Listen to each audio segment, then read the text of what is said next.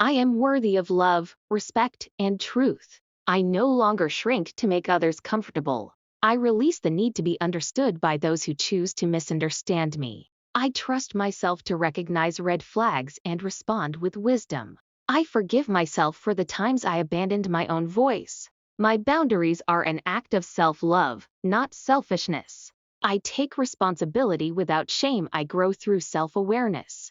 I honor the lessons, but I no longer live in the pain. I am reclaiming the parts of me that I once gave away. My voice is valid. My truth is enough. My healing is real. I am no longer available for what disrespects my spirit. Each day, I rise more grounded in my power. I am guided in my every step by Spirit, who leads me towards what I must know and do. No more spinning in circles, been a fool. I will be receptive to the positive influences in my life, love and life. I have been given endless talents, which I begin utilizing now.